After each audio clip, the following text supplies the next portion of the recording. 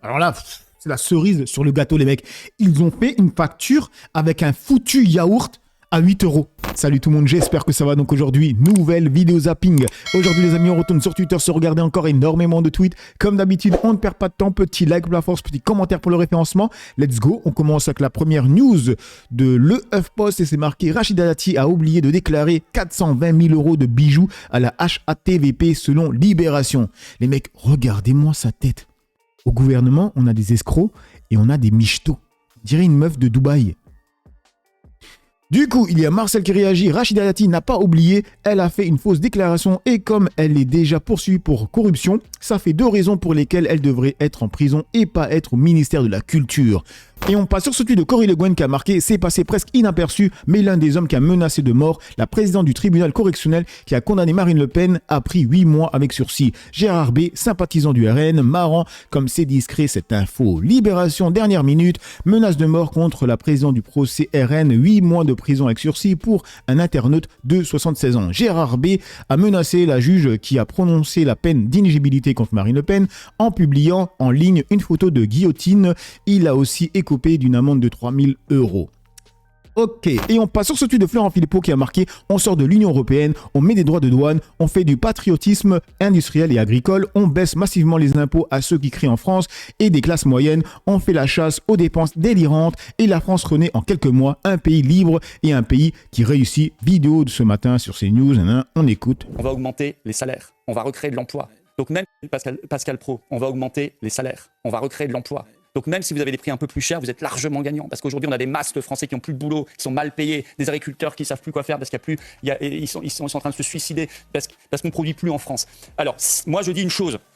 On met en place des droits de douane. On fait du patriotisme économique à côté pour recréer l'industrie française. On fait une politique fiscale hyper avantageuse. Oui, ceux qui créent en France, on les aide énormément. Ceux qui investissent en France, on les aide énormément. Les classes moyennes, on baisse massivement leurs impôts. On finance tout ça par les produits des droits de douane. On finance tout ça par l'équivalent du Dodge, c'est-à-dire on fait des économies en France sur toutes ces structures, les régions, les intercos qui coûtent une fortune, toutes les baronnies, les Arcom, les fromages de la République, là, les agences et tout qui coûtent des millions et des milliards, l'argent de l'Union européenne.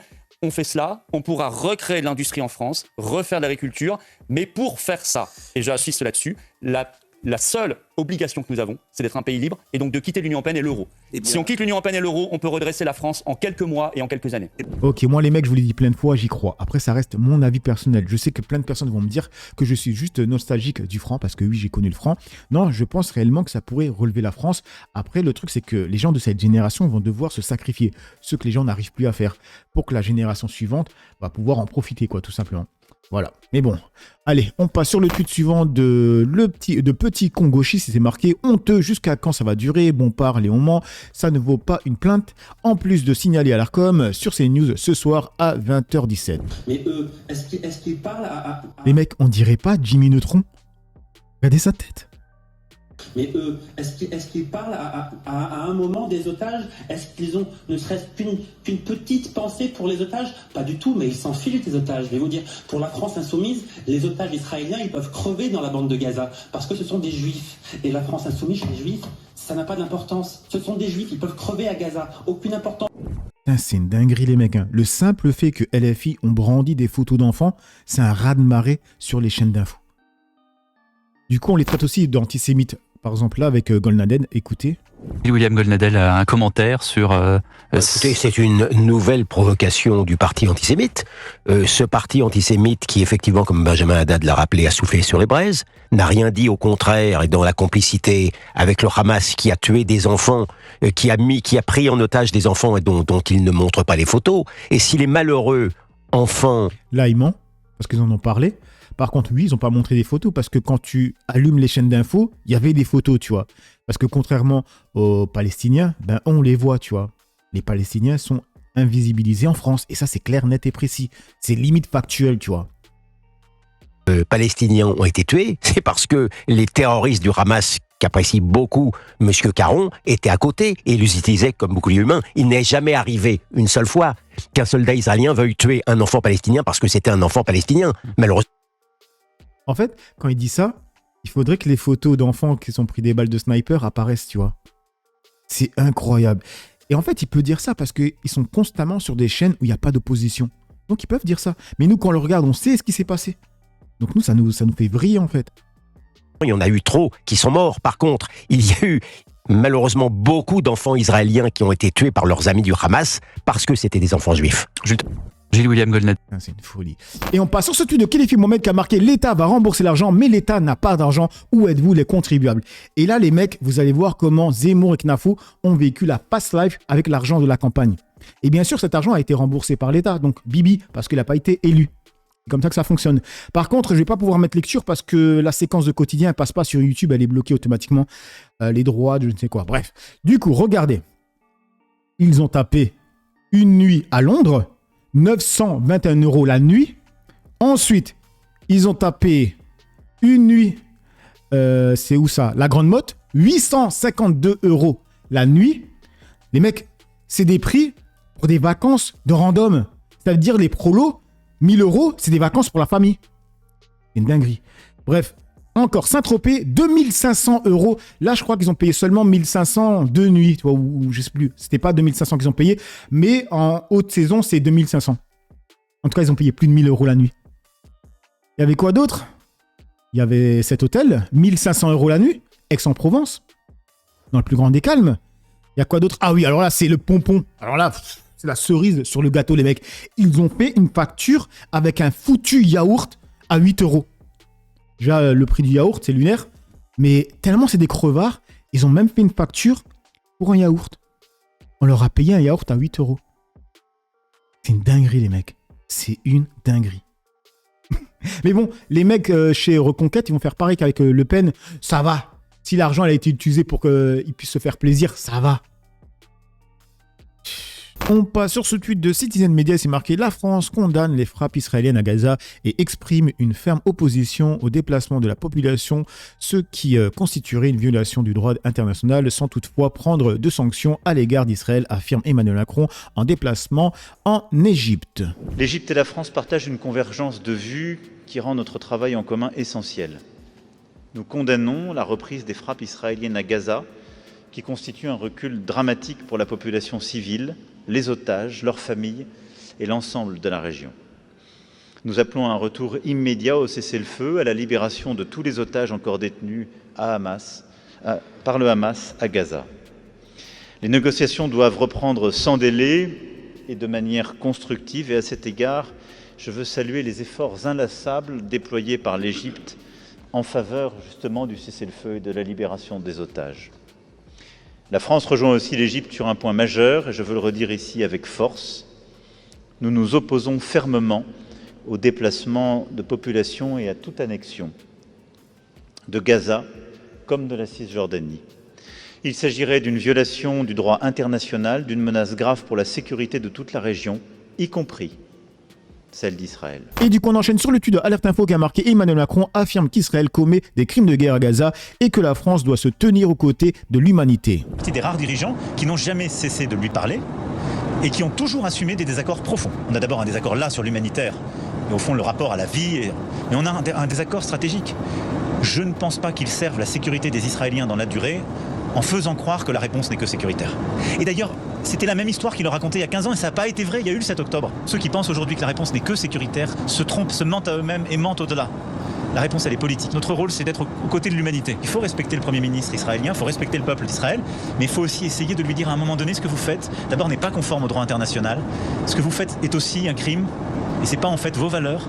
Et ce qui est en train d'être fait en votre nom n'est pas votre intérêt. Quand on voit ces séquences avec Macron qui dit grosso merdo qu'Israël fait des crimes, donc des crimes de guerre, on pourrait se dire qu'il a vu des dingueries et du coup quand il rentre, il dit ça. Alors que pas du tout. Tout ce qu'il a vu là-bas, il le savait déjà. Donc là, c'est du cinéma les mecs. Du coup, dans les commentaires, gros, est-ce que Macron va passer des paroles aux actes concernant le conflit israélo-palestinien en reconnaissant un État de Palestine, en stoppant l'aide financière et militaire à Israël et en appliquant la décision de la Cour internationale de justice qui a condamné Netanyahou? Il lui répond, Macron a critiqué les actions d'Israël à Gaza, les qualifiant de crimes, mais n'a pas pris les mesures précises demandées en avril 2025. Il n'a pas reconnu l'État palestinien, estimant les conditions non réunies mai 2024. Il a appelé à stopper les livraisons d'armes pour Gaza, octobre 2024, mais l'aide à Israël continue. Sur le mandat de la CPI contre Netanyahou, la France soutient son immunité. Novembre 2024, le 5 avril, il a tenu un sommet sur Gaza avec l'Égypte et la Cisjordanie et la Jordanie, privilégiant diplomatie et aide humanitaire à des actions radicales. Macron critique Israël mais n'a pas retenu la Palestine, stopper l'aide ou appliquer le mandat de la CPI contre Netanyahou en avril 2025. Bref, en gros, il fait rien du tout. Et on passe sur ce tweet de Mona qui a marqué Emmanuel Macron, vous n'avez pas honte. Après avoir fourni les armes à Israël pour tuer ses parents, vous allez lui caresser la tête. Il y a quoi qui va pas chez vous? Ce sont des orphelins palestiniens suite au génocide de leurs parents par Israël armé par la France.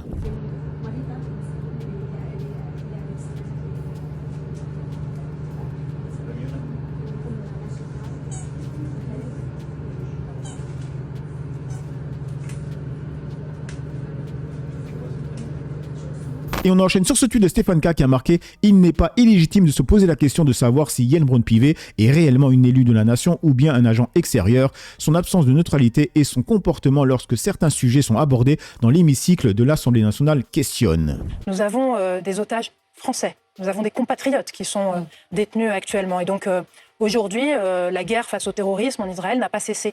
Elle doit se poursuivre. Et donc il y a une erreur de timing de la part d'Emmanuel Macron. Israël doit être en capacité, en pleine capacité de se défendre. Mais vous dites une fois que l'on a dit ça, il y a une erreur de timing avant le 7 octobre, alors qu'il y a eu ces 200 missiles. Moi, je n'ai pas à commenter. Je dis simplement. Non seulement vous souhaitez, si je comprends bien, mais que des armes continuent à être envoyées à Israël, mais en plus vous trouvez que cette déclaration intervient à un mauvais moment. Mais je n'ai pas dit ça. Je dis ce que je pense. Je ne commente pas les déclarations des uns et des autres que vous en déplaise. Vous êtes en désaccord avec ce qu'a dit ça, c'est Emmanuel votre Macron. commentaire. Moi, ce que je dis, c'est que Israël aujourd'hui fait face à des attaques qui remettent même en cause son existence. Et donc, Israël, démocratie, doit pouvoir se défendre. Et on passe sur ce tweet de Alma Dufour qui a posté cette photo en disant « Le pire before-after de la décennie, je crois ». Donc là, c'est la vieille photo. Je ne sais pas si vous voyez. Attendez. Des élus LFI. Et du coup, ORN, ils ont reproduit la photo. Vous pouvez voir. Du coup, qu'est-ce que ça dit dans les commentaires? Alma qui dit « Non, sérieusement, je ne m'en remets pas. On dirait qu'il tient un paquet de curly Thomas ménager. » Au lieu de rembourser le Parlement européen. Et du coup, on enchaîne sur ce tweet de Aïda. Alors là, c'est une séquence où on peut voir des journalistes de Frontières qui se font bousculer par des élus de LFI, de ce que j'ai compris. Donc on va regarder la séquence et il y a pas mal de personnes qui ont fait des vidéos en disant « Regardez, c'est des racailles, etc. etc. » Je précise premièrement, je ne valide pas ce qu'ils ont fait. En tout cas, c'est les femmes qui ont fait ça parce qu'on peut voir que de ce côté-là, eux ne les calculent pas, tu vois. Regardez. Là, vous voyez. Ils leur tournent le dos, ils ne les calculent pas, tu vois. C'est les femmes qui vont arriver, qui vont les bousculer. Donc je précise à nouveau, je ne valide pas ça, mais regardez les prochains tweets que je vais vous montrer.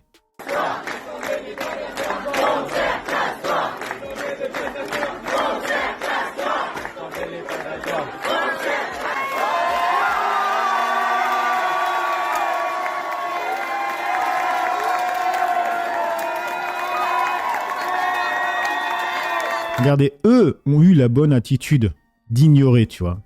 Par contre, elles ont fait de la merde, hein, sérieusement. Elles, surtout elles, tu vois. Surtout celle en rose. Là. Et quand je dis qu'elle a fait de la merde, c'est qu'elle donne du grain à moudre, en fait. C'est sûr, avec cette séquence, les mecs, ils y vont, ils font des vidéos. Regardez les mecs d'LFI, les élus d'LFI, c'est des racailles, etc., etc. En oubliant que, de l'autre côté, c'est pas mieux, hein, les mecs. C'est pas mieux du tout, hein.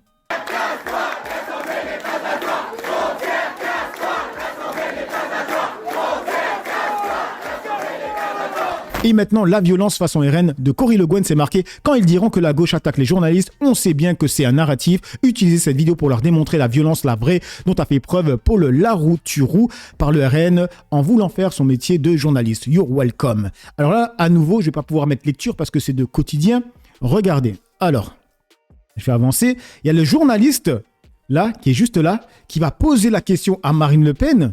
Genre, est-ce que votre garde du corps a vraiment été payé, nanana, tu vois? Attendez, est-ce que je peux le mettre? Madame Le Pen, bonjour. Est-ce que votre garde du corps a vraiment été votre assistant parlementaire ou est-ce que c'était... Non, mais là, Voilà. Et là, c'est une déferlante. Ils vont le prendre. Deux mecs, ils vont le soulever. Boum. Ils le ramènent. Ils le jettent dehors. Et ensuite, ils vont raconter comme quoi... Attendez, je vais avancer. Comme quoi, il aurait agressé un flic. C'est ce qu'ils vont lui dire. Attendez, à ce moment-là. Désolé les mecs, hein, mais je sais pas, avec quotidien, c'est compliqué. C'est à ce moment-là. Écoutez. Et vous vous excusez pour cette violence immédiatement. Vous vous excusez pour cette violence. Officier de police. Vous avez agressé un officier de police. il a agressé, je bug tellement, il a agressé un officier de police. On voit dans la séquence qu'il pose une foutue question à Marine Le Pen. Et quand on voit ça, on peut imaginer ce qui se passera quand elle sera présidente. Ah oui, si là, elle n'est même pas présidente, elle arrive à faire en sorte que sa sécurité, limite, défonce un journaliste pour pas qu'il pose la question. Incroyable. Et là, certaines personnes me diront « Ouais, mais c'est pas Marine Le Pen qui est venue d'elle-même chercher la merde ou je ne sais quoi. » Certes, mais vous croyez honnêtement que la sécurité n'était pas briefée? Sérieusement, les mecs, vous croyez honnêtement qu'elle n'était pas briefée? Dès que quelqu'un me pose une question par rapport à l'affaire de détournement, vous le dégagez. C'est ça, obligez les mecs, c'est obligé ça. Et là, ils ont sorti quoi comme excuse? Ils ont agressé un officier de police. On en est là, les mecs, sérieusement. Une dinguerie. Donc, vous voyez, des deux côtés, ça va pas. Même s'il y a un côté où c'est plus virulent que l'autre, hein, quand même, faut quand même le préciser. Bref, on termine sur ce tweet de Charles Ingalls. Le vrai, c'est marqué Caroline Yadan n'a pas osé partager la réponse que lui a fait de Villepin. Ça va aller, Caroline Yadan. Pas trop dur, cette humiliation par Villepin. Regardez, on finit sur ça. Je vous remercie, monsieur le Premier ministre. En 2012, une enquête du journal Le Point a révélé que vous aviez pour client le Qatar Luxury Group, fonds d'investissement personnel de l'épouse de l'émir du Qatar. Ma question est donc la suivante. Votre proximité avec le Qatar influence-t-elle votre positionnement politique et ne pensez-vous pas que la calomnie fondée sur l'inversion accusatoire entre le Hamas, mouvement terroriste islamique, et Israël, pays démocratique, contribue à alimenter la haine des Juifs dans notre pays? Merci. En ce qui concerne la dernière question, alors là, je ne saurais trop vous remercier de me la poser et de ce point de vue-là, je dis merci 20 fois. D'abord parce que nous savons aujourd'hui que la question du Qatar ne se pose pas quant à moi, mais nous savons qu'elle se pose quant au Premier ministre israélien et à son entourage. Et nous savons que c'est une des raisons pour laquelle l'offensive judiciaire menée par M. Benjamin Netanyahou a été lancée. C'est la question de l'influence du Qatar sur les décisions prises par le Premier ministre. En ce qui me concerne, je le dis tout de suite, je n'ai aucun lien avec aucun fonds qatari et je n'en ai jamais eu. On voit bien par contre l'intérêt de ceux qui lancent ce type de rumeurs, de les faire prospérer pour discréditer une parole qui, dans certains cas, serait susceptible de déplaire. Cette affaire qui fait la une des journaux israéliens, l'affaire du Qatargate, le Premier ministre Benjamin Netanyahou a été entendu dans ce dossier. Entendu pendant 2 heures environ par l'unité Lahav 433 qui en Israël est l'équivalent du FBI américain. La question que posent ce matin en particulier les journaux israéliens comme Haaretz, l'argent du Qatar est-il simplement revenu à ces 3 hommes dont je viens de vous parler ou a-t-il également pu revenir dans les poches de Netanyahou? Le Premier ministre israélien a été entendu comme simple témoin hier, pour l'instant, mais les soupçons sont là, d'autant plus qu'il cherche en ce moment même à limoger le chef du Shin Bet, le chef des services secrets intérieurs israéliens, qui enquête justement sur cette affaire. Ok, donc voilà les mecs pour cette petite vidéo zapping réaction. Dites-moi ce que vous en pensez dans l'espace commentaire, dans la joie et la bonne humeur, sans insultes comme d'habitude. N'oubliez pas le petit like pour la force, petit commentaire pour le référencement. J'ai assez parlé pour le peu que j'ai parlé à vous décrire. Ciao tout le monde.